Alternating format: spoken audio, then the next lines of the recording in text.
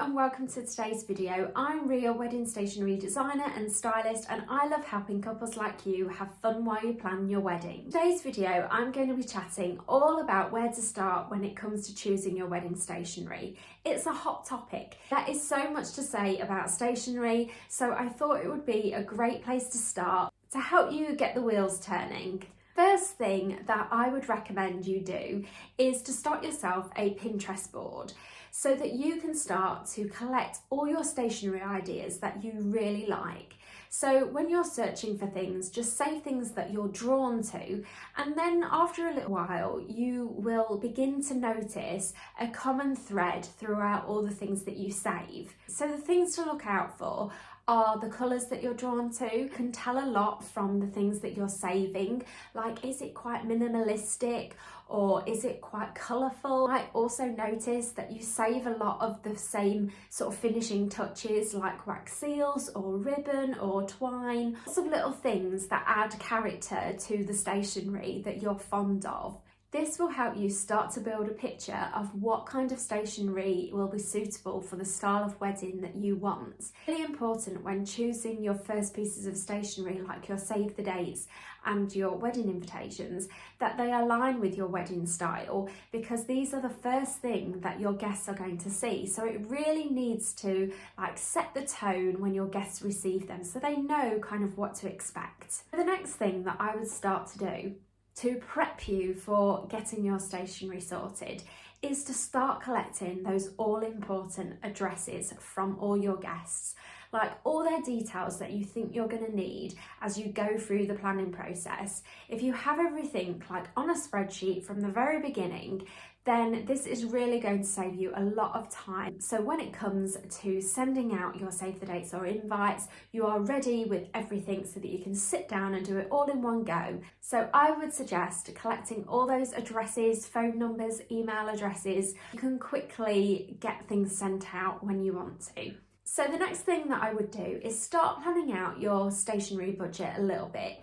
And a great way to do this is to start getting in touch with wedding stationery designers that you like the look of their work, and you could have a look on their website, see what kind of things they offer, start to see if they align with what you want to spend, and have an open conversation with them about you're just getting, quotes from different designers and seeing, how far your budget can stretch. It's really worth chatting to a designer at this stage, as they can be really clever with coming up with some different ideas, because they can help you save on your budget and give you some different options of things that you might not have thought about.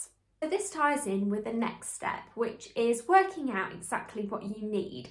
So it's really quite wise to start to think about what stationery you'd like to have and looking at your budget and seeing whether that's realistic or not.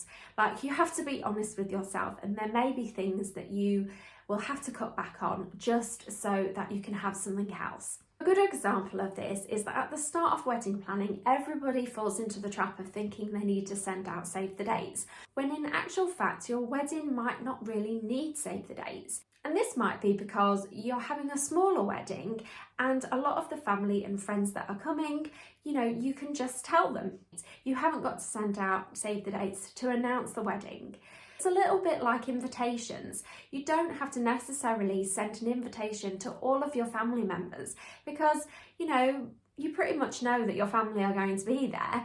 The same goes for your bridal party. You've already asked them to attend so that you know that they're already coming. So there's definitely ways of cutting out some stationery that you don't need if you're working on a tight budget. Regards to other stationery that you might want on the day, it's like menus. While it's really nice to have menus for each guest, if your budget doesn't quite stretch to that, then you may want to think about having just one menu for the table, or you might have the style of wedding where it's like a buffet style or a barbecue or something, where you can have the menu on a sign so that everybody can see it. Lots of chat about wedding websites where you can hold the information online for your guests to just use a link and log into your website, and all the information would be there. This can cut down costs a lot when it comes to your budget, because you're not having to buy RSVP cards and details cards. And while these are really nice, for some they may not be such a priority. This means that you can spend more on the day stationery, which will last forever because it will all be in your photos. So one of the other things that I think would be great to consider at this stage is how you are going to personalise your stationery. We all want a bit of personalisation and a little bit of uniqueness when it's our wedding, and stationery is the perfect opportunity to add that personalisation. So it's really popular at the moment for couples to name their tables instead of having table numbers. So you could take a little bit of time thinking about this. You may even have some really lovely quotes that you use between the both of you that you would like making into signs. It's really popular to write your own wedding vows. So it's really nice to start thinking about this in the beginning so that you have an idea of the kind of personal details that you would like to add to your day. I really hope that these ideas have given you some things to think about. Hope they help you for when you start to choose your stationery. There'll be lots more stationery tips to come, so please remember to subscribe to my channel so that you're notified of any new videos. Don't forget to give this video a like if you enjoyed it. Thanks so much for watching. I will see you next time.